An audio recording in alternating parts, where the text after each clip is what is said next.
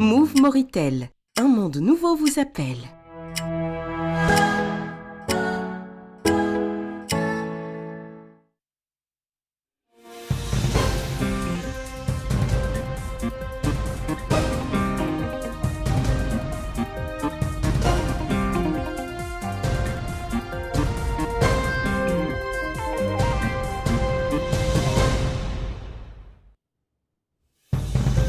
Les pèlerins effectuent le grand pèlerinage sur le mont Arafat, sur lequel ils ont passé toute la journée de ce jeudi.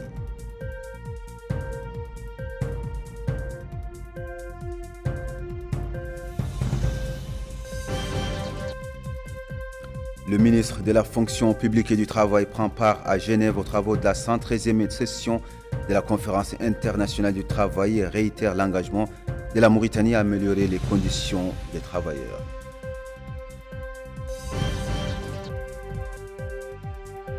Notre pays célèbre la Journée mondiale de l'environnement, célébrée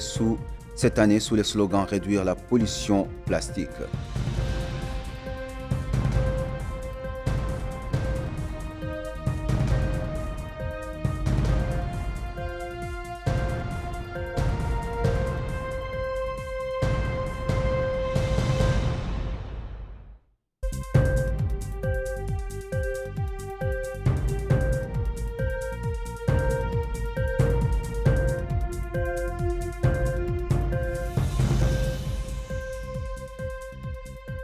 Mesdames et messieurs, bonsoir, bienvenue et merci de vous joindre à nous pour cette nouvelle édition. Nous ouvrons ce journal par cette réception organisée hier à l'ambassade d'Italie à l'occasion de sa fête nationale. Mohamed Salim Ould Merzouk, le ministre des Affaires étrangères,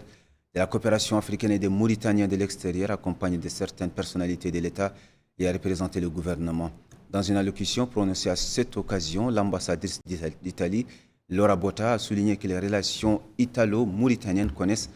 un développement remarquable dans les domaines économiques et du développement, mettant en exergue les accords signés entre les deux pays, en l'occurrence le programme RECAP d'une valeur de 3 millions d'euros en appui à l'agriculture et l'élevage, le projet PRASEM appuyant les écoles rurales et certaines cantines scolaires, le projet du gaz naturel GTA et la mise en place d'une installation de production d'hydrogène à faible impact.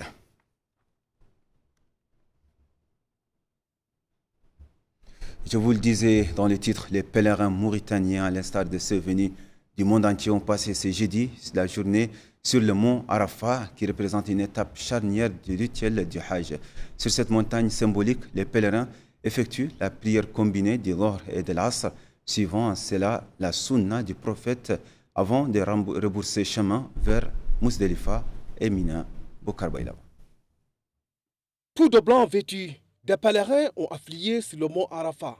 Après une nuit de méditation et d'introspection passée sur le sud d'El Minen, première étape du Hajj,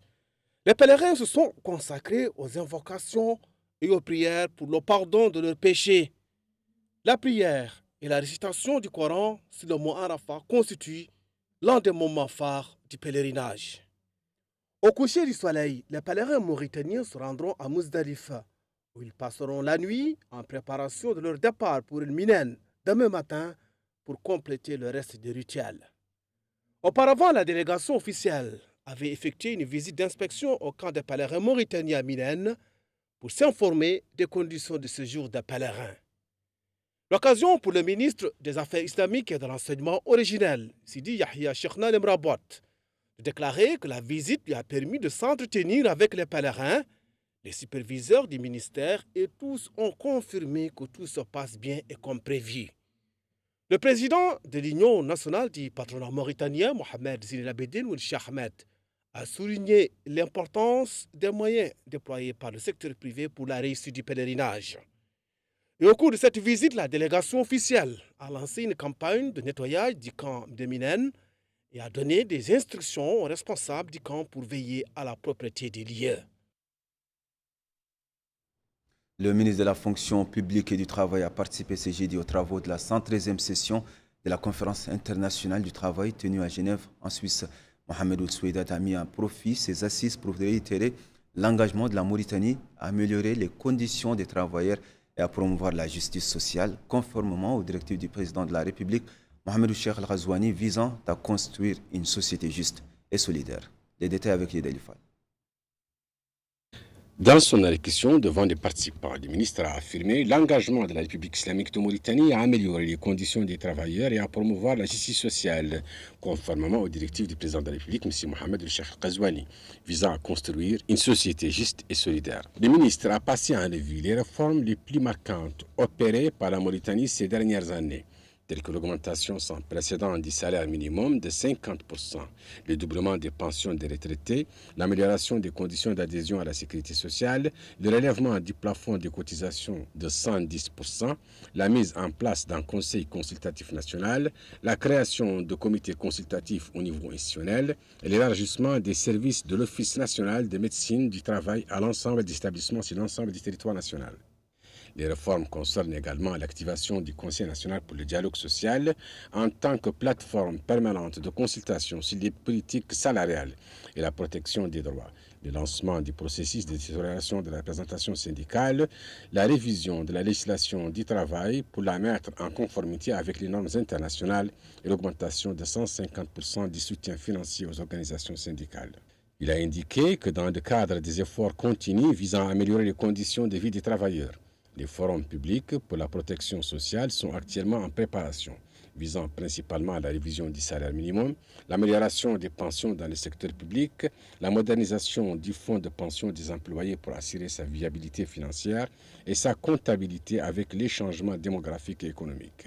la modernisation du système de sécurité sociale, le développement des services fournis aux bénéficiaires à travers la numération des procédures et l'élargissement de la couverture, et le diagnostic des réalités de la santé et de la sécurité au travail, afin d'améliorer une politique nationale à même d'améliorer l'environnement du travail, élever le niveau de sécurité au travail, en plus de la mise à jour des données de protection sociale pour unifier les systèmes et assurer leur durabilité. Le ministre a évoqué les mesures prises par la Mauritanie pour réguler la migration et la transformer en phénomène aléatoire en une opportunité de développement au service de l'individu et de la société en renforçant les accords bilatéraux et régionaux pour maîtriser les flux de main-d'œuvre, protéger les droits des migrants, lancer des programmes de réintégration pour les rapatrier, leur offrir des opportunités d'emploi décents dans des zones les plus touchées et moderniser les systèmes judiciaires pour lutter contre les réseaux de traite des êtres humains. Il a souligné que la réalisation des objectifs de développement durable passe une solidarité mondiale,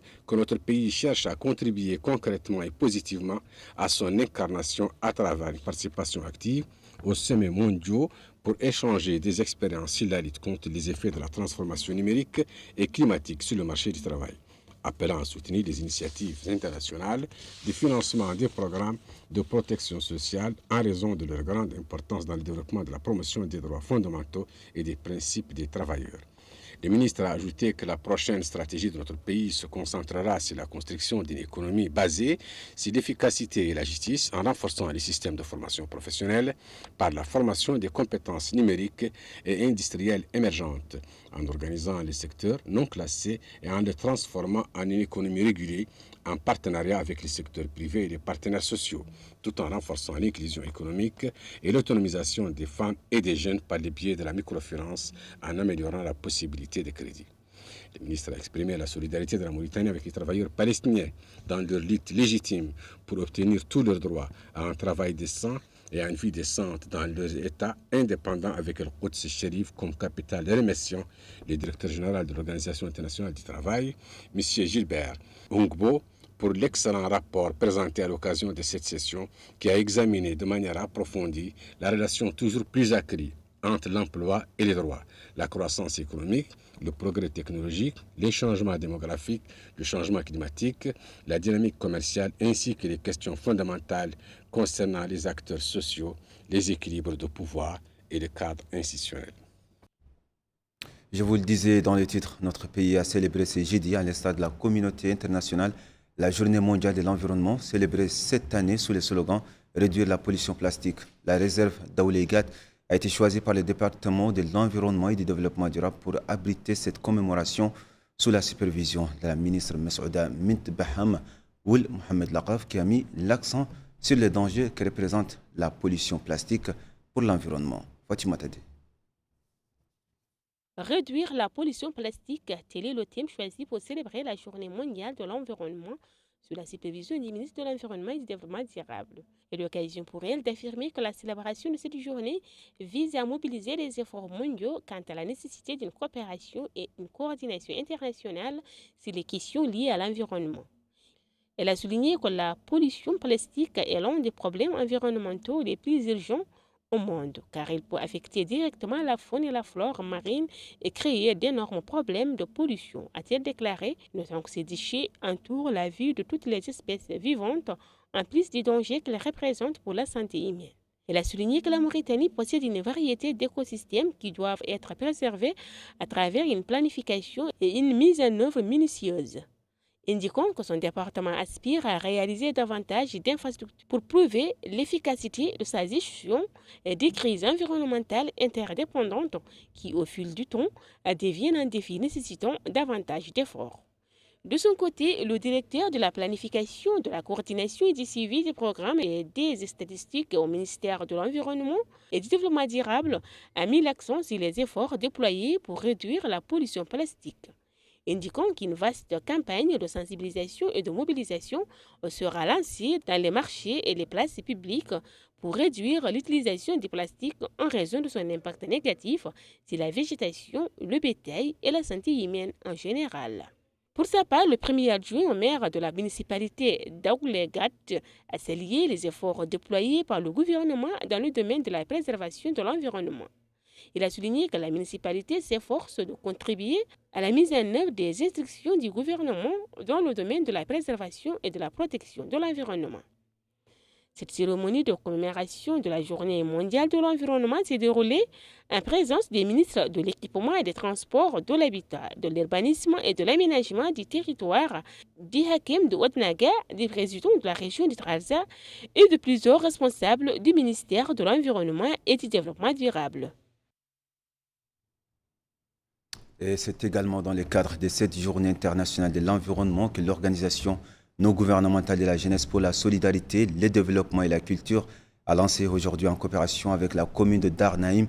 une journée de sensibilisation sur l'importance du reboisement dans les principales avenues. Le maire adjoint, Bounan Ahmed Salem, a salué cette initiative assurant que la commune l'appuie et s'inscrit dans cette dynamique. Quant au président de l'ONG, Ali Oul Mukhtar, il a fait savoir que cette campagne vise à contribuer à la plantation des arbres dans la commune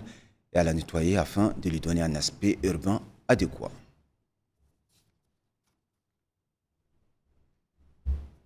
L'actualité marquée dans la Mourata de Barkeol, dans la wilaya de Lassaba, par l'inauguration de deux lycées dans les communes de Darveg et de Ardedi et la distribution d'aides financières aux familles vulnérables dans les villages relevant de la Mourata. Ces deux opérations ont été supervisées par le délégué général à la solidarité nationale et à la lutte contre l'exclusion Tazour.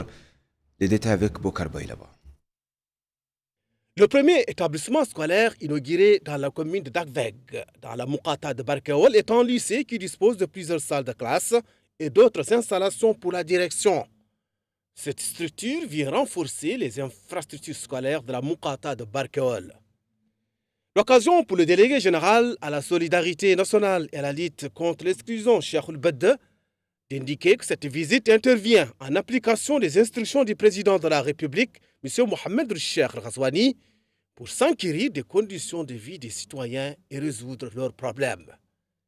Soulignant que l'éducation est l'un des principaux piliers du programme du président de la République et que sur cette base, des écoles ont été ouvertes dans les zones vulnérables de la Moukata de Barkeol pour créer de bonnes conditions pour l'éducation. Le maire de la commune de Darveg, Bekay Oulzaïn, a loué la mise en œuvre de cette importante infrastructure scolaire. Le délégué général de Tazour a également procédé à l'inauguration d'un lycée, mais cette fois-ci c'est dans la commune de Redi, toujours dans la Moukata de Barkeol. La réalisation de cet établissement scolaire constitue une demande urgente pour les habitants de la commune. Et à cette occasion, le délégué général à la solidarité nationale et à la lutte contre l'exclusion, Cheikh Oul-Bedde, a indiqué que l'éducation est la base du développement, soulignant que Tazour ne ménagera aucun effort pour fournir de bonnes infrastructures éducatives aux habitants des zones vulnérables. Les élus locaux ont loué la réalisation de cet établissement scolaire qui constituait une demande de la population depuis des années. Par ailleurs, le délégué général de Taazour a supervisé à la remise d'aides financières aux familles vulnérables dans les villages de Teuichit Villan et Deissik dans la commune de Dakveg ainsi qu'au village de Lehsei dans la commune de Rdeidi relevant de la Moukata de Barkol. Retour à Nouakchott pour parler de la conférence organisée hier soir par l'Union des littéraires et écrivains mauritaniens au cours de laquelle les participants ont débattu l'œuvre littéraire de l'écrivain Mohamed El-Mustafa El-Arbi représentée dans un recueil de poésie. Les intervenants ont procédé à une lecture critique de l'œuvre de l'écrivain, faisant remarquer que la littérature mauritanienne a connu ces derniers temps un bond en avant en termes de contenu et de style technique, appréciant le rôle de telles activités dans l'activation de la scène culturelle.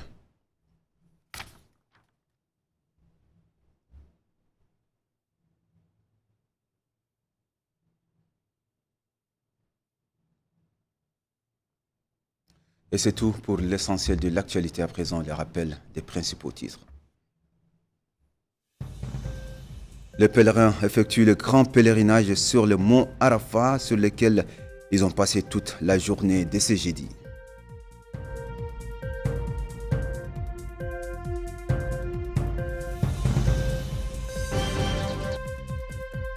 Le ministre de la Fonction publique et du Travail prend part à Genève aux travaux de la 113e session de la Conférence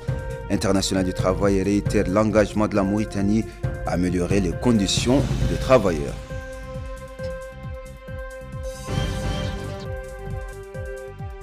Notre pays célèbre la Journée mondiale de l'environnement, célébrée cette année sous le slogan « Réduire la pollution plastique ».